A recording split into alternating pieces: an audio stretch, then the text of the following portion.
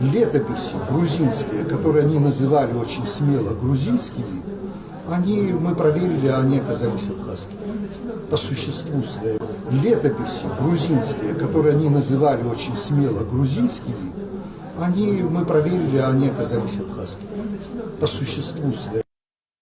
Они написаны на грузинском языке, но то, о чем они говорят, события и персонажи, это все абхазские цари, это все абхазские войны, это расширение абхазского царства и так далее и тому подобное, которые очень умело в свое время комментаторы грузинской школы преподнесли не только нам, а всему миру, как достояние грузинского народа. И на всем этом и выросло то, что мы уже читаем и видим в энциклопедиях и в других авторитетнейших изданиях, как грузинская культура, грузинская государственность и так далее. Сейчас начинается новая эпоха переосмысления этого всего материала. Они задались вопросом, почему в летописи Картли от начала и до конца описываются только жизнь абхазских царей, их деяния, а если что-то где-то и встречаются, например, картлийцы, только это в эпизодах и в очень небольших эпизодах. И к тому же само название летописи Картли, оно условное.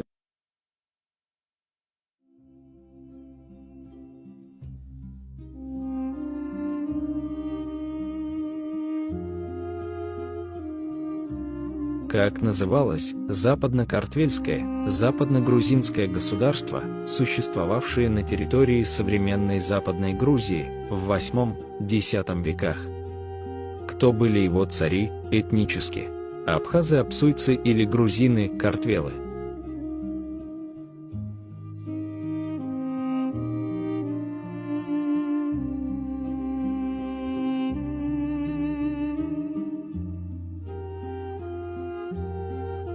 На территории современной Западной Грузии в VIII-X веках существовало царство, которое в исторических источниках упоминается под разными названиями: Эгриси, Абхазете, Абазгия.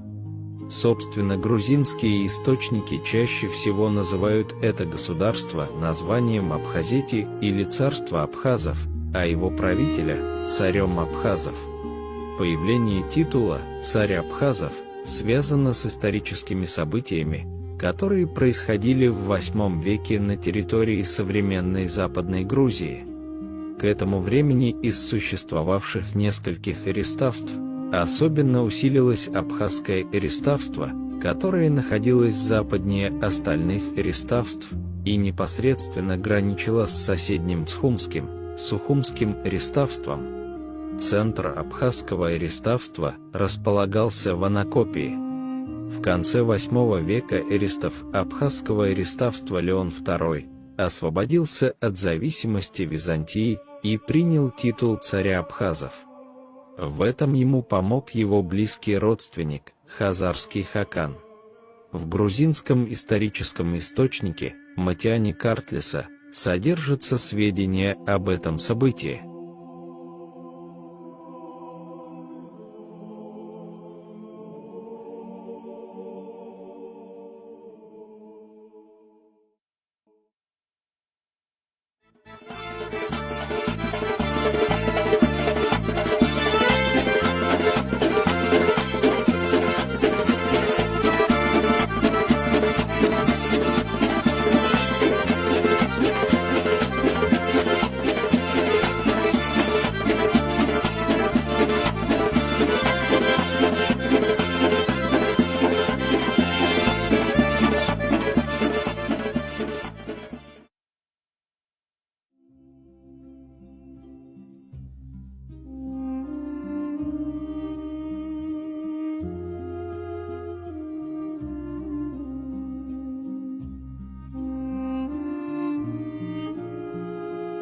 Царь абхазов Леон распространил свое влияние за пределы собственно абхазского эриставства и в первую очередь на соседнее Цхумское эриставство, затем и на те территории, которые входили в состав Эгрисского царства.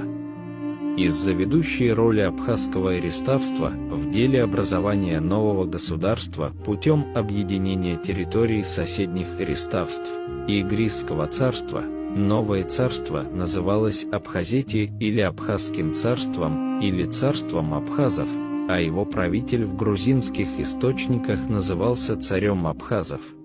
В некоторых исторических источниках правители Абхазети упоминаются как цари Эгриси или эгерские цари. Соответственно, ряд историков называют это государство Эгрис-Абхазетским царством. Царство абхазов образовалось в результате объединения территории современной Западной Грузии, при этом в него входила и значительная часть территории современной Восточной Грузии. Царство абхазов – одно из ранее феодальных грузинских государств. Большинство населения царства абхазов были картвелы, грузины. Значительную долю составляли абхазы и другие народы и племена Кавказа. Государственным языком был грузинский. Столицей царства стал Кутаиси, центр Западной Грузии.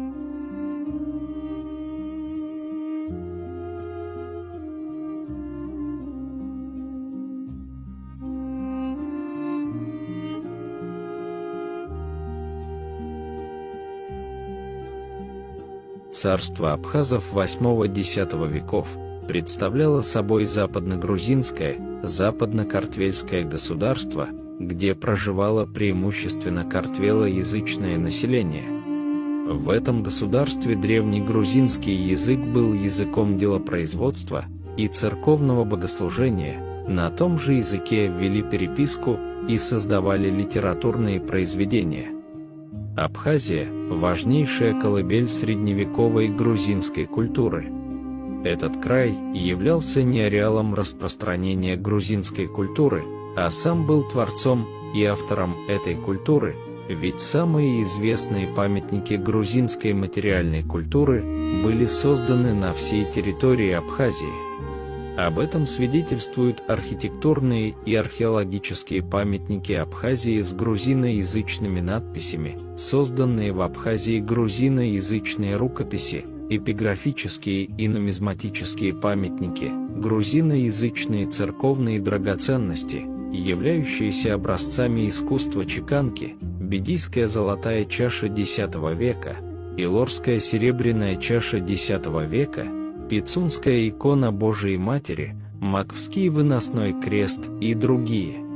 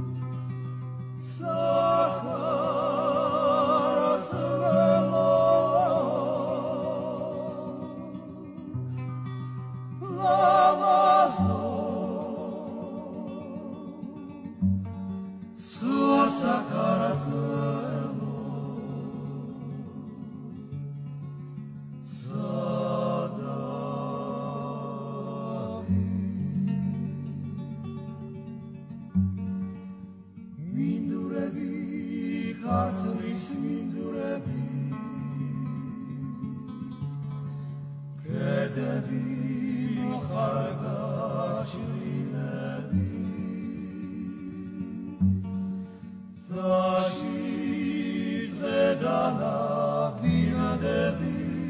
Следует подчеркнуть то обстоятельство, что в Западной Грузии древнейшие грузиноязычные надписи обнаружены не в Имеретии, Гурии, Аджарии или Мигрелии, а именно в Абхазии, и в частности, в Гудаутском муниципалитете Нагарим-Сикхуа. Именно там обнаружены множество калиптеров с грузинскими надписями на антефиксах. Надписи Мсикхуа датируются IX-X веками.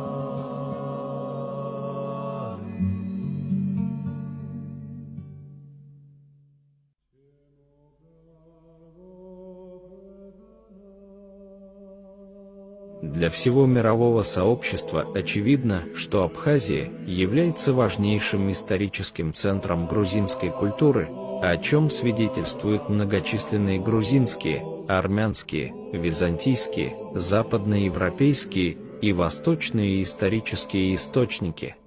По сей день вся Абхазия усеяна грузиноязычными памятниками материальной культуры, но сами носители этого языка были изгнаны из Абхазии. Сегодня в Абхазии грузиноязычное население подвергается дискриминации по национальному признаку, а грузинский язык находится под фактическим запретом.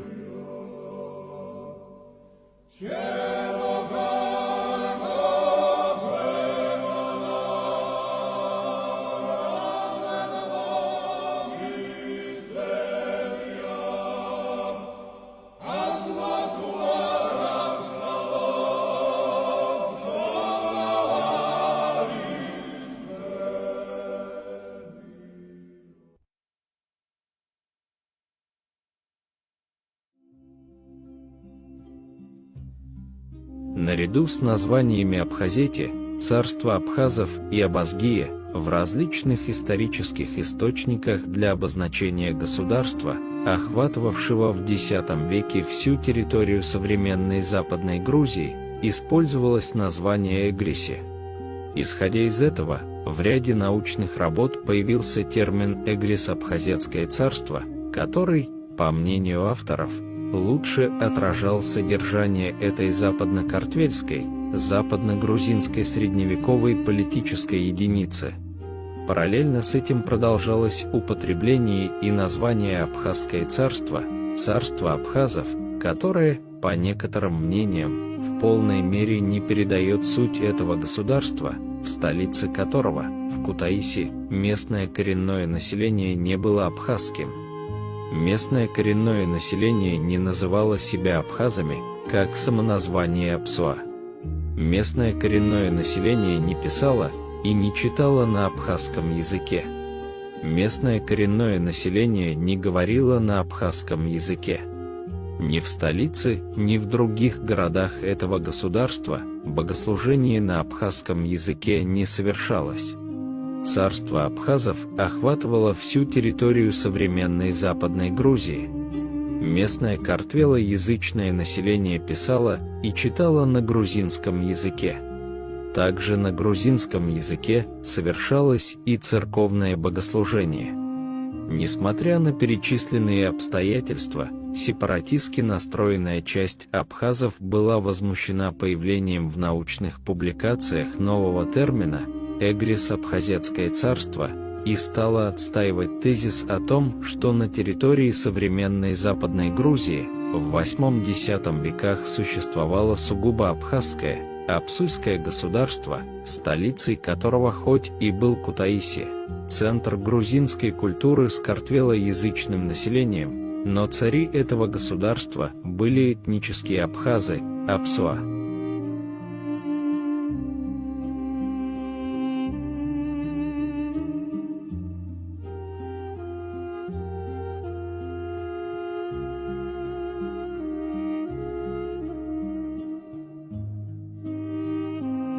В грузинской историографии установлено, что правящая царская династия Леонидов вышла из абхазского эреставства, и титул «царь абхазов» происходит от абхазского эрестава Леона II, который, согласно грузинскому историческому источнику Матиани Картлиса, в конце VIII века освободился от зависимости Византии и принял титул царя абхазов.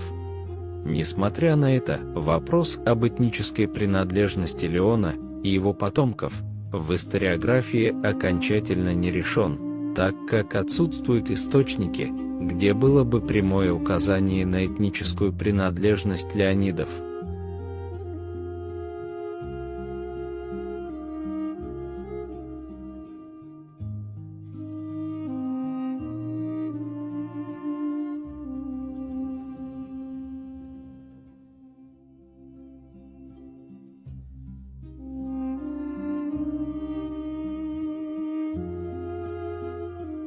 Известный абхазский историк Георгий Александрович Амичба был выпускником Тбилисского государственного университета и в совершенстве владел грузинским языком. Он долгое время читал лекции на грузинском языке в Сухуми, в Абхазском государственном университете.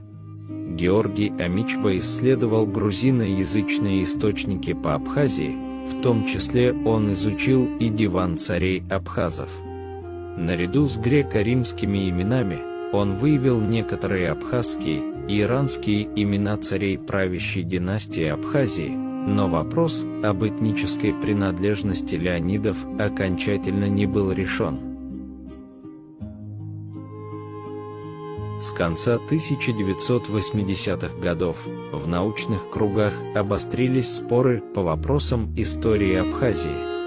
Одна часть грузинских историков активизировала теорию пришлости абхазов на территорию Абхазии в XVII веке. Это была так называемая теория Ингароква.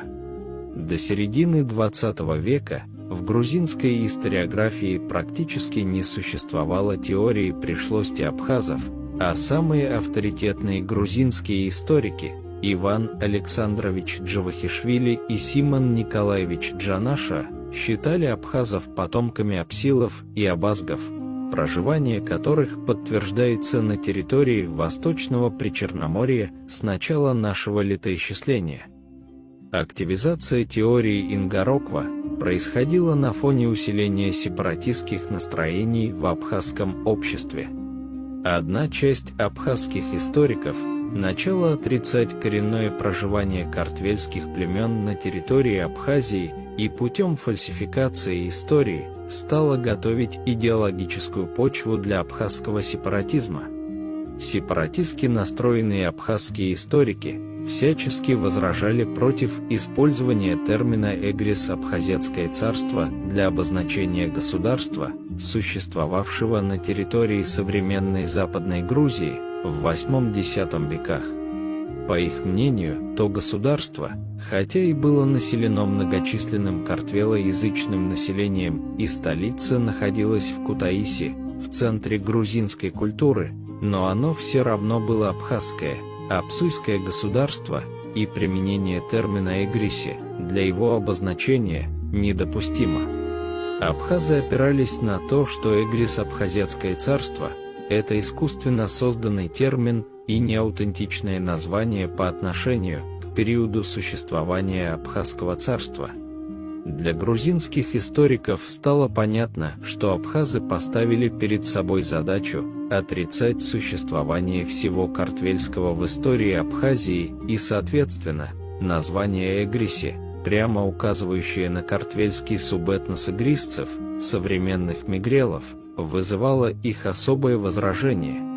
При этом абхазы утверждали, что цари абхазов были этнические абхазы, Апсуа, Однако такие сведения не содержатся ни в одном достоверном историческом источнике.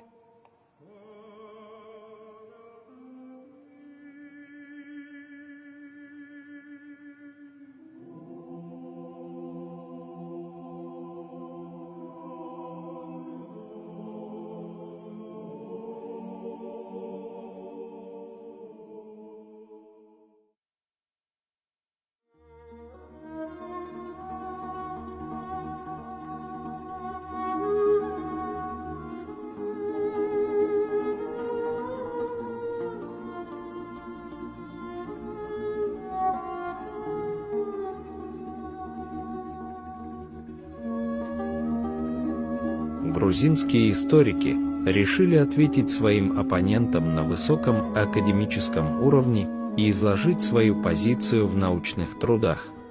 Среди тогдашних многочисленных публикаций особое место занимают научные труды доктора исторических наук, профессора Мариам Лорд-Кипанидзе. В 1990 году член-корреспондент Академии наук Грузинской Советской Социалистической Республики Мариам Лорд-Кипанидзе представила широкой общественности научную работу, написанную на высоком академическом уровне и отражающую видение значительной части грузинских историков на важные вопросы истории Абхазии. Монография грузинского историка Мариам Лорд-Кипанидзе вышла под названием «Абхазы и Абхазия». Научная работа была переведена на русский и английский языки и получила всеобщее распространение. Эта научная работа не теряет своего значения и по сей день. В ней представлены ответы на важные вопросы по истории Абхазии. В научной работе «Абхазы и Абхазия» грузинский историк Мариам Лорд-Кипанидзе наряду с другими вопросами ответила и на утверждение абхазских историков об этнической принадлежности леонидов, царей абхазов. Она также указала на достоверный исторический источник, где подтверждается использование названия Эгриси для обозначения средневекового государства, существовавшего на территории современной Западной Грузии в VIII-X веках.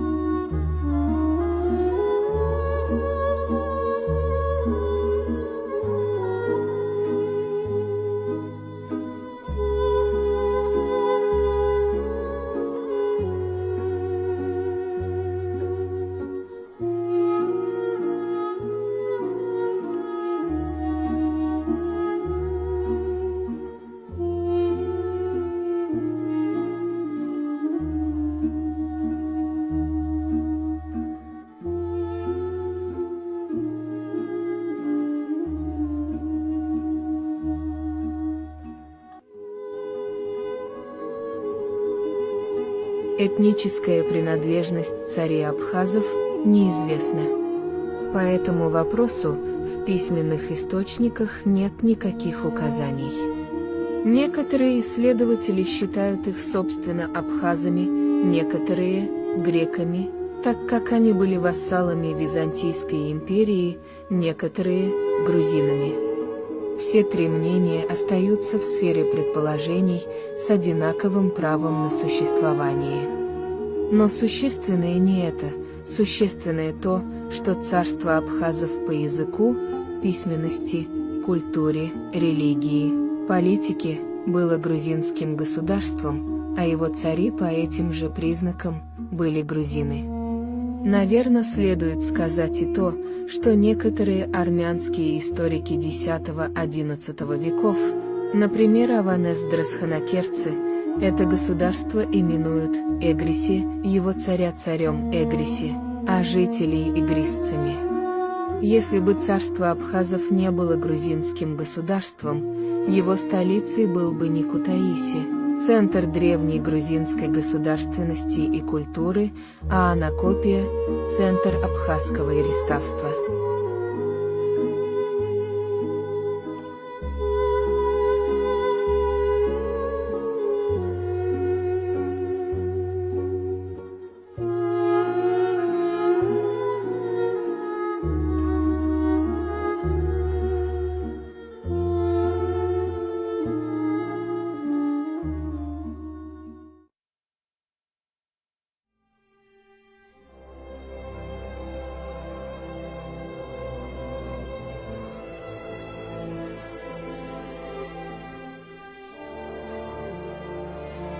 В научной работе «Абхазы и Абхазия» Мариам Лорд-Кипанидзе опирается на достоверные первоисточники, в том числе и на Аванеса Драсханакерце.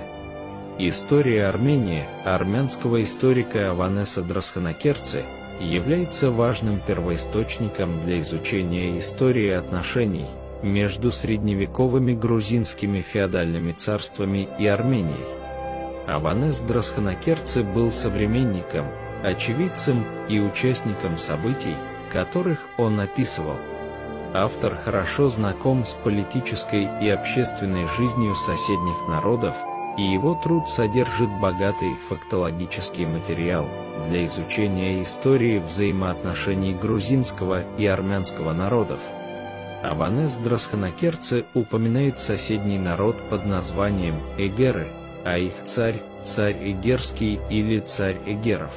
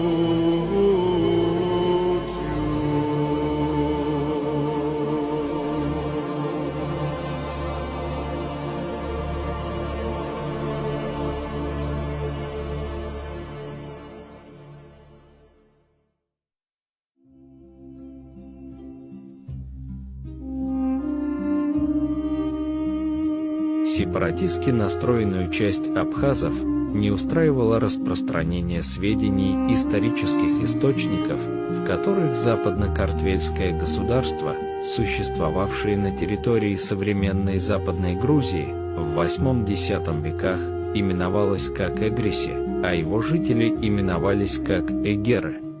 Сепаратистская идеология абхазов строилась на тезисах о существовании исключительно абхазского, абсуйского государства, но история Армении, армянского историка IX-X веков, Аванеса Драсханакерце, не подтверждала их утверждения. Для армянского историка, современника Абхазского царства, по соседству с Арменией жили эгеры, которыми правил царь Эгерский.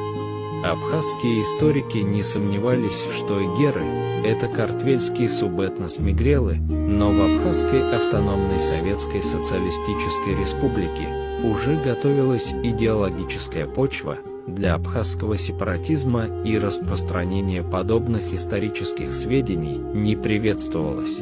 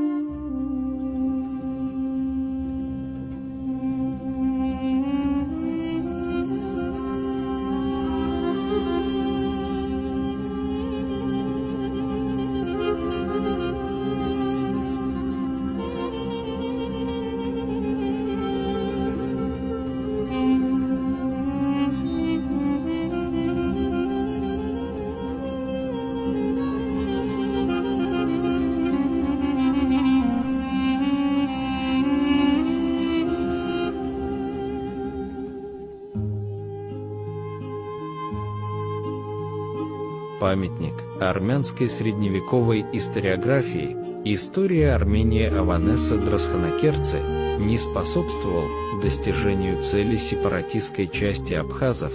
Соответственно, лидеры абхазского сепаратизма рассматривали его как нежелательную книгу.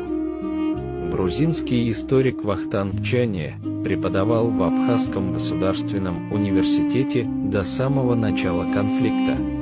Он вспоминает очень интересный случай, который произошел в Сухуми и связан с распространением русского издания «Истории Армении» Аванеса Драсханакерце.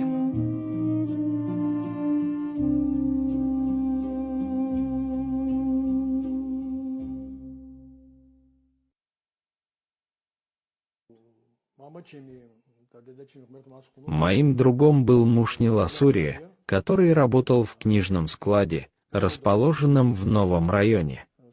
Я всегда ходил у него, и он давал мне книги. Он был нашим студентом, и я помогал ему в получении оценок. Однажды, когда я зашел к нему, он попросил, чтобы я отсюда взял все желаемые книги, но не касаться рукой к другой стороне. Там лежат какие-то связанные книги. Я подумал, что значит слова «не касаться рукой»? Я был заинтригован. Почему я не должен прикасаться к книгам? Боже, прости мне прегрешение, я украл одну книгу. Я спрятал книгу в штаны, застегнул костюм и сказал ему, что уже закончил. Понятия не имею, что я украл. Но я знаю, что я украл что-то важное. Я тогда не был женат и проживал на улице Агирба. От того склада до моего дома у меня было сильное желание узнать, что я украл. Зашел домой и достал книгу. Я смотрю, что это история Армении Аванеса Драсханакерце, издательство Еревана, под редакцией академика Сурена Тиграновича Еремяна, крупнейшего специалиста по древнеармянской истории. Я удивился, что там было так много книг, и мне почему-то запретили брать одну книгу. Я знал, что Драсханакерце армянин, но не так обратил на это внимание и начал читать книгу. Я остался с разинутым ртом от удивления. Дело касается отношений царства абхазов с армянами. Там царь Константин и другие абхазские цари упомянуты 17 раз. И там написано таким образом: Эгерское царство, Эгерская страна, эгерцы. То есть, для армянского историка, который был современником того периода, Абхазия — это Мигрелия. Оставим Эгерское царство, поскольку есть и царство абхазов. Но он пишет эгерцы. То есть, для него абхазы и эгерцы, мигрелцы одно и то же. И поэтому эту книгу не продавали. В университете состоялась конференция. Мы сидим, и выходит Рауль Ханелия. Он прочел лекцию именно об этом. Оказывается, он защитил диссертацию на тему армянских источников по Абхазии. Кстати, что он защитил, я не знаю. Он не напечатал диссертацию в книжном варианте. Видимо, знал и боялся, что грузины разгромят его научную работу. На конференции вышел Рауль Ханелия и прочитал лекцию. Он сказал, что есть такой армянский историк, который везде говорит о царях абхазов. Там сидит Мурман Берия. Я написал записочку ему: «Господин Мурман, у меня есть эта книга, а там написано кое-что другое». Получил ответ от него: «Немедленно беги домой и принеси эту книгу». Я поймал такси и очень быстро пришел домой. Забрал книгу и вернулся обратно. Берия посмотрел на меня. Я подтвердил, что книга у меня. В книге у меня все было подчеркнуто. Он закончил, а я поднял руку и попросил права задать вопрос. Рауль Ханелия раздражался. «Что за вопрос у тебя?» Я ответил, что хочу что-то сказать, и взял эту книгу в руки. Он посмотрел на эту книгу и позеленел на лице. Он спросил: «Откуда ты достал эту книгу?» Я же не мог выдать Ласурия и ответил, что выписал эту книгу, и прислали ее мне из Еревана. Тогда так выписывались книги в книжных магазинах. «И что ты хочешь?» — спросил мне Рауль Ханелия. Я ответил, что хочу выразить свою позицию по поводу его выступления. Он сказал: «Нет, не нужно. Я уже завершил». Тогда рассердился Мурман Берия и потребовал предоставить мне слово. Там сидели студенты, примерно 50 детей, и я выступил. Я прямо прочитал им, что говорят о царях абхазов Константине Георгии. Что они мигрелы. Как вы думаете, какая была реакция по отношению ко мне? Я, Соса Адамия и Зураб Папаскири в нашем университете старались, чтобы не было ненависти среди абхазских детей, и доносить до них правдивость. Я говорю о нашем университете, а ведь в Тбилиси были великие ученые, и, естественно, мы читали их книги и распространяли их идей. Мы говорили студентам: вы, абхазы, сыграли огромную роль, вы объединили Грузию. Вот Баграт III, абхаз по материнской линии, создал единую Грузию и был похоронен в беде. В вашей эпохе были написаны эти книги. Царь Георгий был покровителем величайшего книжника и гимнографа Иоанна Минчхи в Чкандиде. Абхазские цары полностью выкорчевали греческие церквы в Абхазии и дали основу грузинских церквей. Они способствовали развитию грузинской письменности. Это сотворили вы, с вашей помощью произошло объединение Грузии, с вашей поддержкой установилась величайшая грузинская культура в Западной Грузии. Все это ваша заслуга, заслуга абхазов, то есть ваша заслуга, заслуга современных абсуйцев. А в ответ на это абхазские студенты говорили мне следующее: «Нет, Мы не имели ничего общего с грузинами. Это все ложь. Я хочу завершить о психологии квартиранта. Вот спорим мы с Гурамом Гумба. Он был невыносимым и по сей день такой.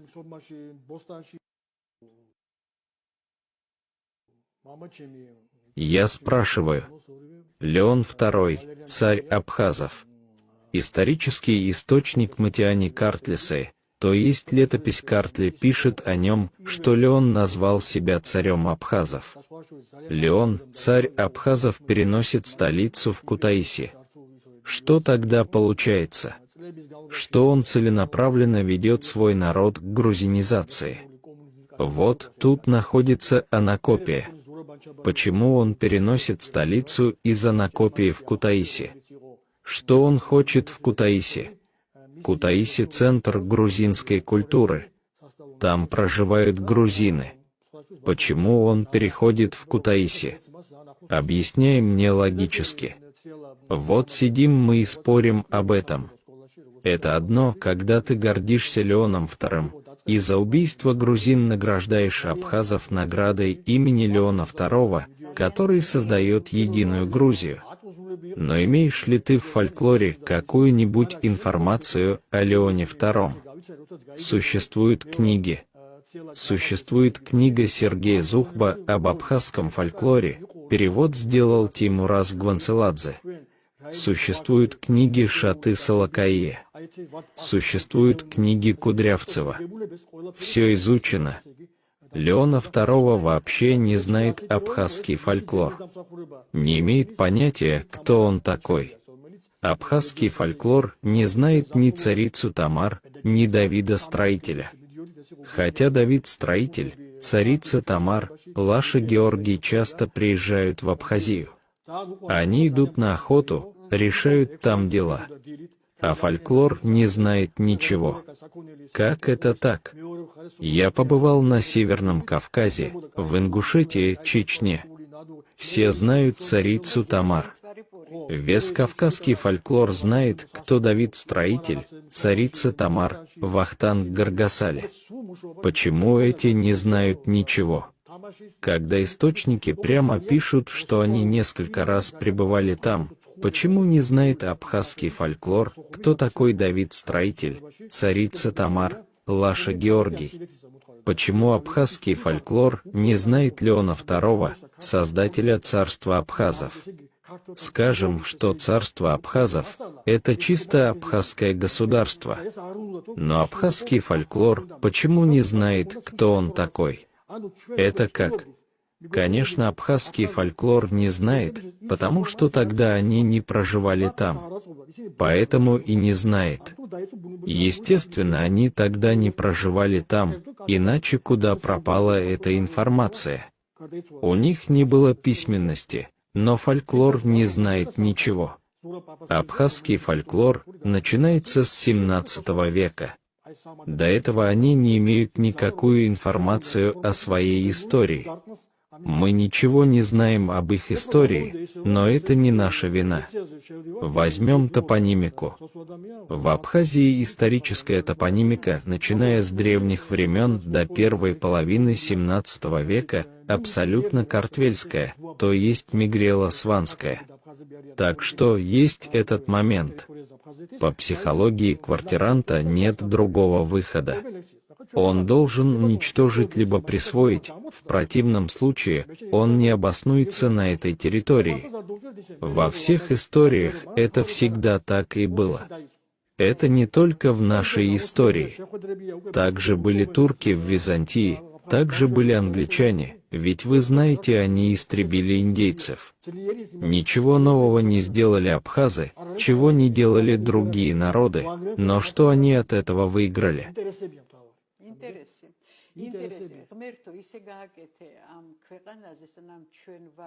Если можно, у меня к вам последний такой вопрос.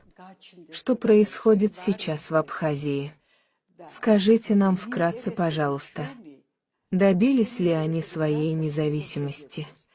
Что дала им эта независимость и что они от этого выиграли? Вот Абхаз и грузин находятся в расколе. Абхаз сделал такой выбор. А победитель ли он сегодня, в выигрыше ли этим Абхаз сегодня? Скажите нам об этом вкратце, господин Вахтанг. Знаете, это немного сложный вопрос. Это не только его выбор, мы тоже способствовали этому. Мы кто? Мы не грузины, а Шеварднадзе и тот криминальный режим.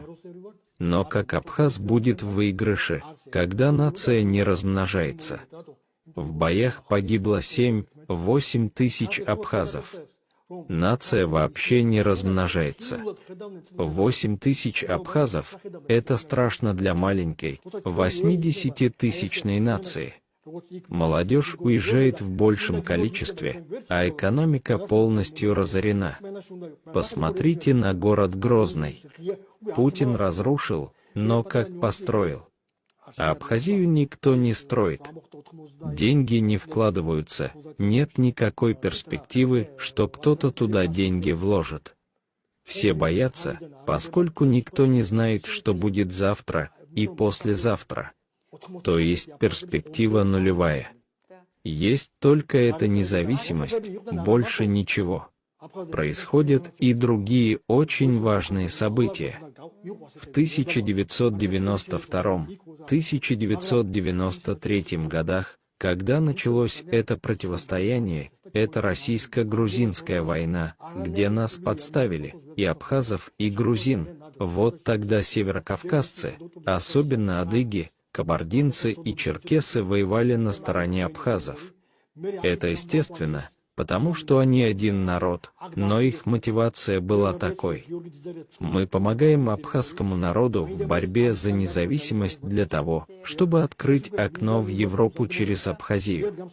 То есть, чтобы мы сблизились с Европой, вышли из Российской империи и осуществили идентификацию своей культурной и этнической идентичности, и чтобы не остаться в этой Российской империи навсегда.